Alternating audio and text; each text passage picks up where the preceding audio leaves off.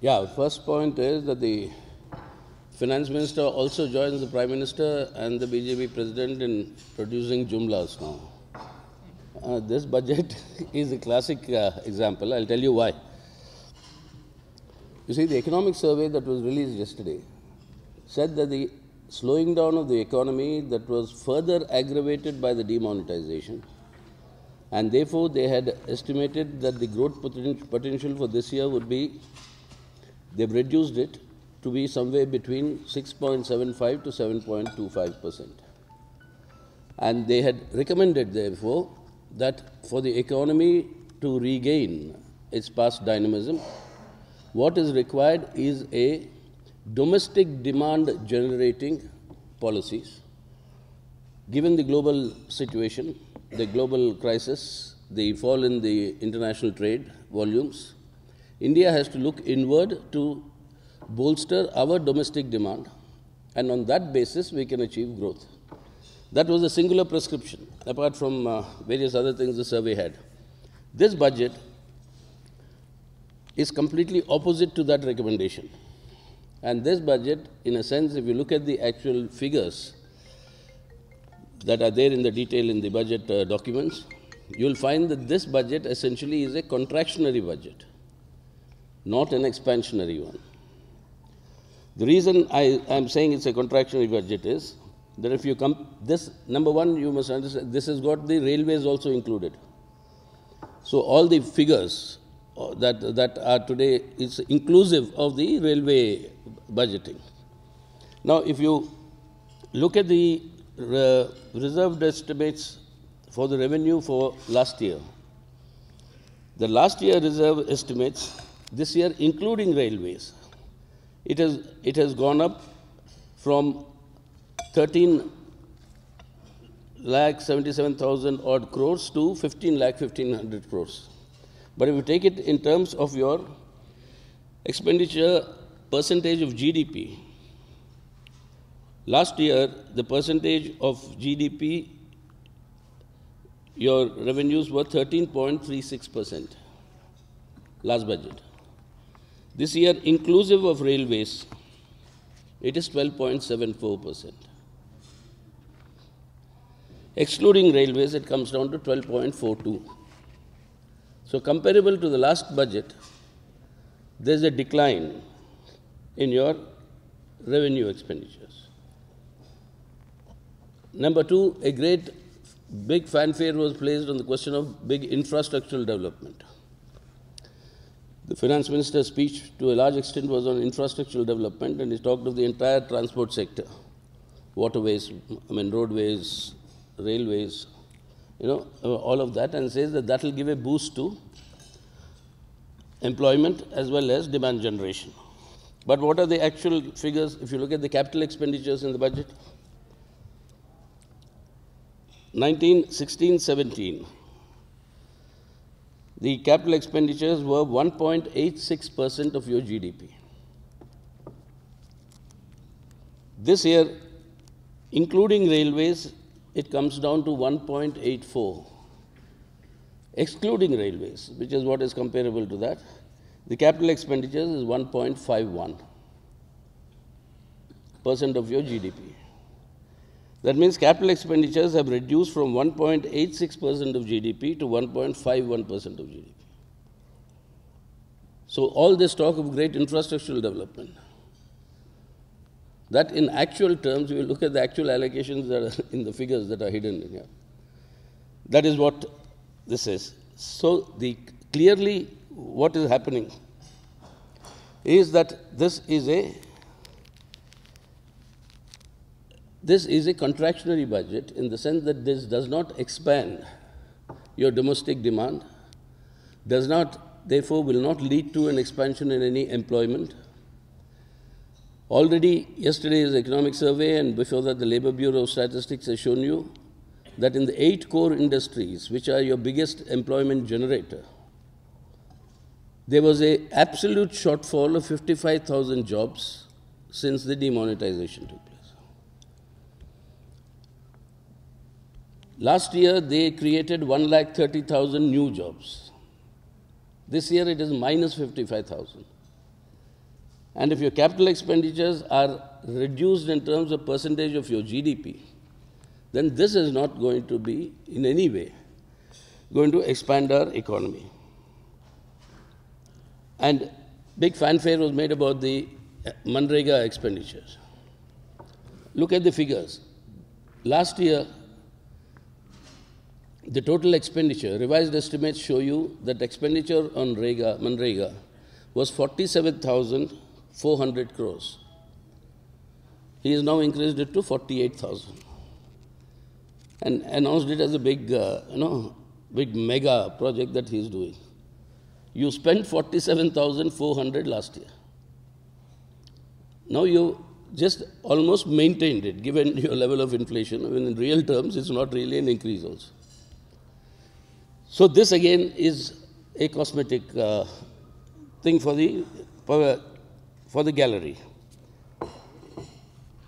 So the net result of this, the great fanfare is talked about, the next point is about fiscal consolidation. The fiscal deficit, according to the budget papers, is 3.2%, though the finance minister has announced it's 3.1%. The figures here they give you is 3.2%. 3.2% is your fiscal deficit. That is 54,66,032 crores. Now, this reduction from 3.5% last year to 3.2% this year has been primarily due to increase in the revenues of the government because of the hikes in the excise duties on petroleum products.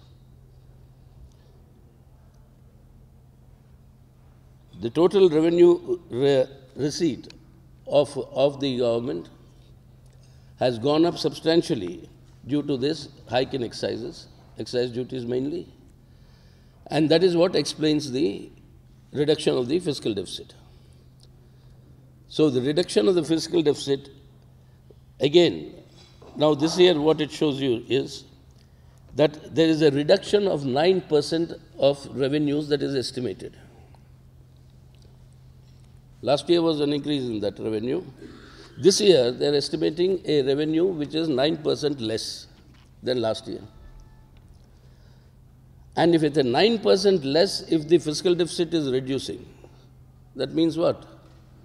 Your expenditures are being contracted. If your revenue is less, but your deficit is also less, that means your expenditures are contracted. So that is what this is, a totally a contractionary budget, which means on top of it, he is given a reduction in direct taxes to the tune of, net reduction to the tune of 20,000 crores. Now the tax exemption limit, that has gone up. Yes, that is playing to the gallery, that will help, salaried people much more to a certain extent. But the overall reduction that is given in terms of the direct tax collections is minus 20,000 crores. Now, how is this to be made up? This is being made up by a huge hikes in your customs, excise, and service taxes. He said he abolished service tax for, digital purchase of tickets. There will be no service tax. There was big applause in the parliament. All of them thumped the chairs. But that net result is the service tax collections are supposed to grow from 2,47,500 to 2,75,500. This is the service tax. That is the estimate that they are making for the coming year. Likewise in customs, likewise in excise. Now, customs, excise, and service tax are indirect taxes. Hikes in indirect taxes mean burdens on the people.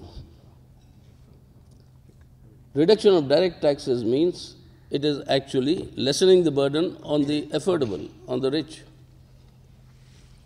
So the poor will end up now paying more, while some benefit will be given to the better off sections in the society. So overall, if you look at all these proposals together, A, it's a contractionary budget.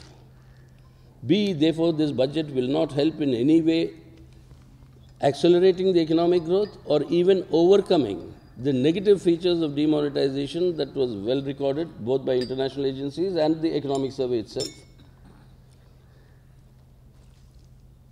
And C, the infrastructural development that has been talking about, that is actually not matching with the actual figures that have been allocated. Clearly, therefore, once again, the government is relying on a windfall revenue collection through indirect taxes, which means direct attack on people's livelihood. So this, we think, in the present context, is a budget that is neither going to help India achieve the growth trajectory that we are all being promised, nor improve the livelihood conditions of the vast majority of our people. Then there's again been playing to the gallery as far as political funding is concerned. Now tell me, as a political party, now they are saying that earlier we could accept 20,000 rupees from an individual. Now you are saying in cash not more than 2,000. The rest in checks or your digital payment. Now cash not more than 2,000, that means there will be greater scope for unaccounted monies coming in. What needed to be done? If you want to check political funding and the abuse of it and bring in transparency, you should have, number one, banned corporate donations to political parties by check or by draft or by digital or by anything. Instead, that donations by the corporates, we will fully support a law like the corporate social responsibility, like the CSR. Let every corporate donate a certain percentage, call it the democracy fund, whatever it is, and let it go to the, managed by the Election Commission or the Government of India, and start a process of state funding of elections. If you want to really control, political funding and political parties' corruption during elections particularly, then this corporate funding directly to the political parties, that must be ended. That has not been done. Number two, no suggestion or proposal has come in for a ceiling on political parties' expenditures during elections. The current ceiling is for candidates. The party can hire 1,000 helicopters, but it doesn't come under any ceiling. Where did that money come from? Who's paying for that? That nobody knows. Today you say I can't take more than 2,000 rupees from an individual in cash. The BJP claims 10 lakh people attended their Lucknow rally where the Prime Minister announced this political funding, some proposals. Now this 10 lakhs of people, the BJP itself claims that they had hired 10,000 buses, plus various cars, etc. Now where did this money come from? What is the accounting? Okay, somebody pays me only 2,000 rupees in cash and says I'll give you 100 buses. That is unaccounted, without any cash. Or for 10 lakhs of food packets, I'll provide you for your people. You are just opening a plethora of ways for unaccounted money transfers to take place. So this political funding business is also a complete gimmick. And what is this election fund bonds? And a person can buy a bond and he can give my party that bond, saying after 3 years you redeem this bond. Now who redeems this bond and what it is? Bonds are not, they are not named checks or like drafts. They are bonds. The owner can go and redeem it. Like a Bitcoin. Or gold bar. So this entire issue, entire section on political funding, that also is actually only playing to the gallery. But the substantive part of the budget, is actually not only disappointing, but it is very, very regressive as far as the people and people's livelihood conditions are concerned. Reduction in your capital expenditures, including the railways, reduction in direct taxes favoring the rich, increase in indirect taxes burdening the poor. For agriculture, what all that has been announced, if you look at the actual allocations, you'll find that there is nothing substantive in terms of what has been increased.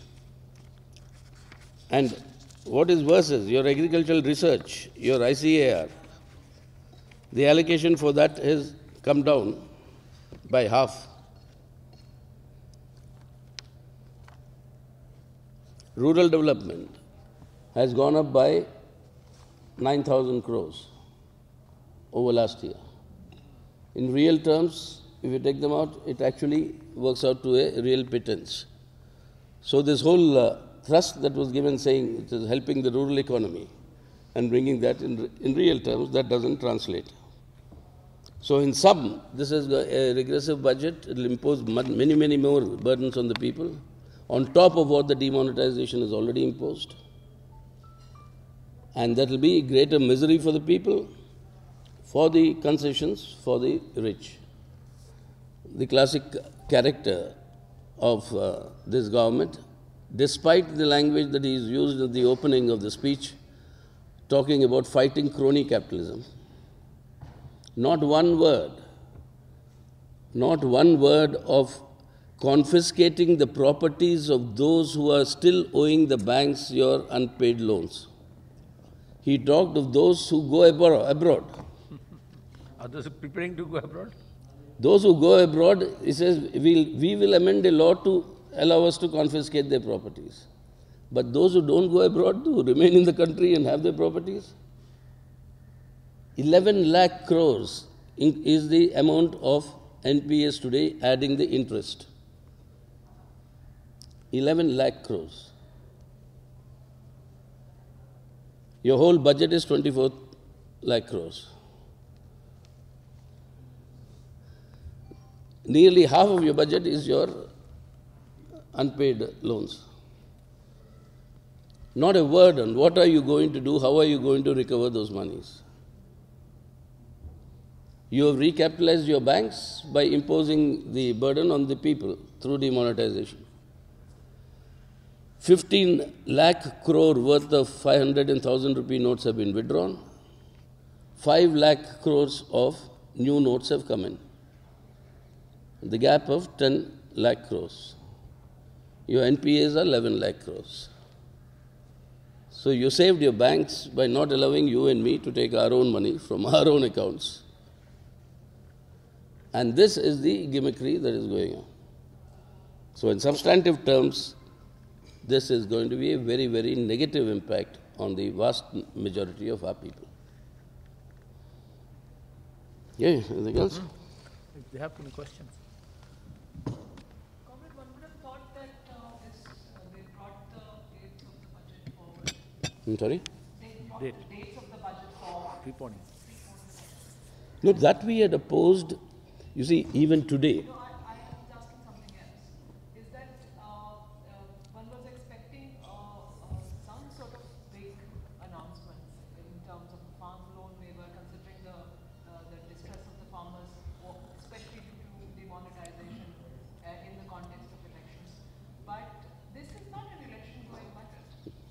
So their tendency to not spend reflects also in terms of, they can't even sort of open their purses even looking at the elections. What do you think? Not election going, not going nowhere. This is not only a non-election oriented budget, it's a non-people oriented budget. I mean, that is what it is.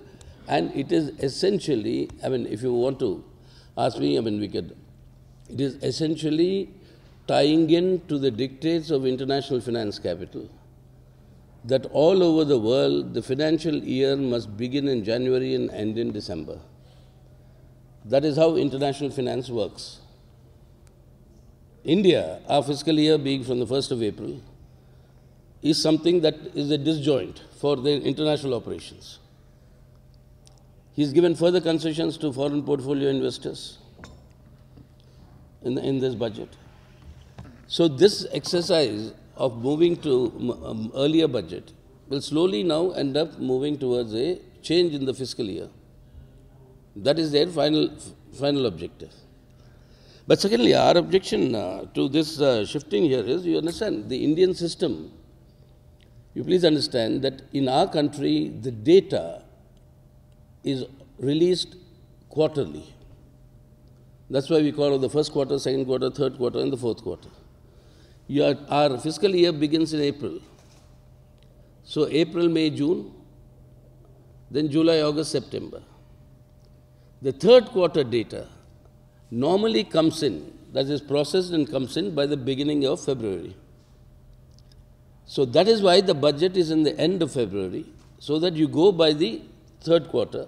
You have 3/4 of the, year, how the economy functioned. And that basis, you look for what needs to be corrected, what are your revenue projections, and therefore project for the next year. Now this year what's happened? All these calculations in this budget, etc., are essentially for your second quarter, first half of the year. Now the third quarter is most important. This year is doubly important.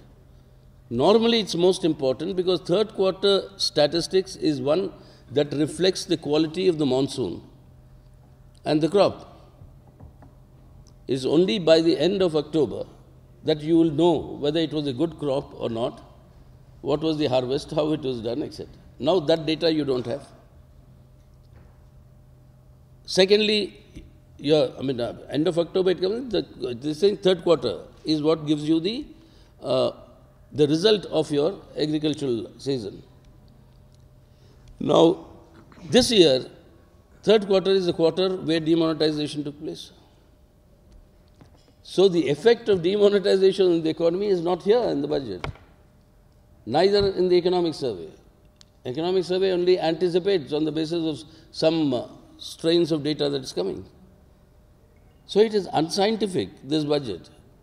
It's been reduced to a farce.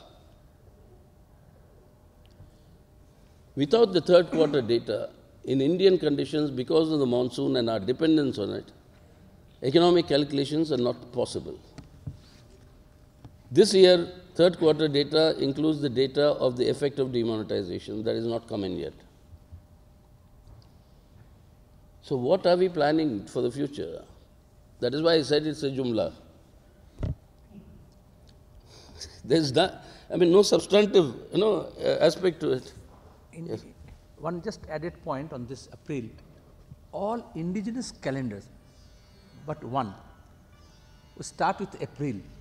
Because of the crop cycle in our Indian context, for centuries, you find from south to north, east to west, calendars starts from April. Resettlement takes place in April. It's not like Western world. So what's going to happen to Swadeshi? First of all, they must have announced the wiping out of Swadeshi Jagran Manch and Swadeshi.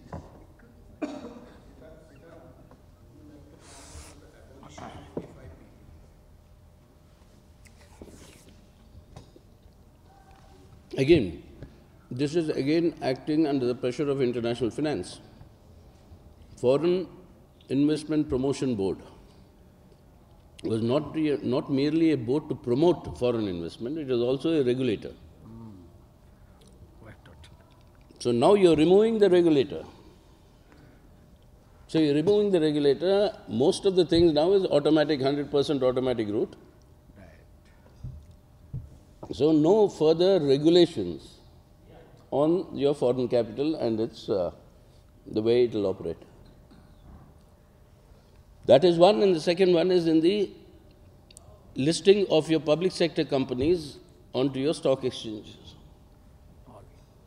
That is as good as paving the way, making privatization easier. Once you are listed, your stocks can be traded. People who want to buy can buy can buy the thing. I mean, nothing that you can do to stop them. Even no restrictions on FIIs. So even FIIs can take over. Foreigners can also take over. So that is facilitating the entire process of privatization of your public sector.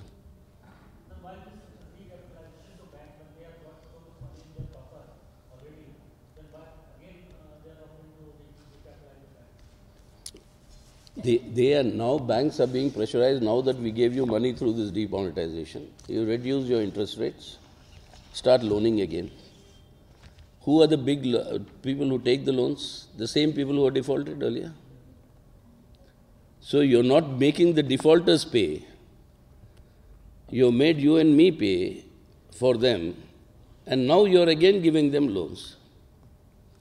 Now, if you want to give them bigger loans, this bank, this thing size also doesn't help. You're required to recapitalize it further. And it's reduced this time. So that is what they are now attempting to do. World over, under the present capitalist crisis, since the Wall Street meltdown in 2008, world over, the banking system is in severe strain, including the Deutsche Bank, the most powerful bank in the world today, is under strain because of these loans to the corporates. Deutsche Bank's debt today, as a result of these loans, is equivalent to the world's GDP. So the corporates will borrow more and more. And to facilitate that, you'll have to recapitalize the banks further.